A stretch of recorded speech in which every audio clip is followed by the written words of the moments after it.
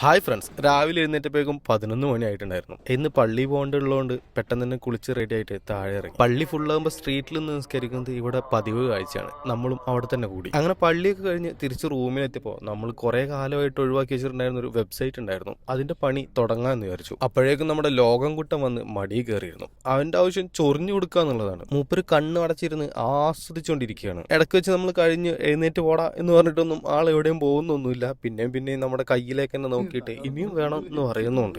എന്തായാലും കുറെ സമയത്തെ പരിശ്രമത്തിനൊടുവിൽ നമുക്ക് നല്ല രീതിക്ക് തന്നെ അവന്റെ കൊഴിയുന്ന മുടിയൊക്കെ കിട്ടിയിട്ടുണ്ടായിരുന്നു. കുറച്ചു നേരം കഴിഞ്ഞപ്പോഴേക്കും നേനും ഉപ്പയും കൂടെ കിച്ചണിൽ കയറിയിട്ട് നോമ്പ് തുറക്കാനുള്ള കാര്യങ്ങളൊക്കെ റെഡിയാക്കുന്നുണ്ട്. ചിക്കനും കാര്യങ്ങളൊക്കെ കണ്ടപ്പോൾ ഇന്നെന്തോ ബിരിയാണി പരിപാടിയാണ് എന്ന് എനിക്ക് മനസ്സിലായി. എന്തായാലും ഇവർ പരിപാടി തുടങ്ങുമ്പോൾ നമുക്ക് സാധനം വാങ്ങിക്കാനുള്ള പണി കിട്ടും. അങ്ങനെ കടയിലെത്തിയപ്പോഴാണ് നമുക്ക് പരിചയമുള്ള ഈ ഒരു ഐറ്റം കാണുന്നത്.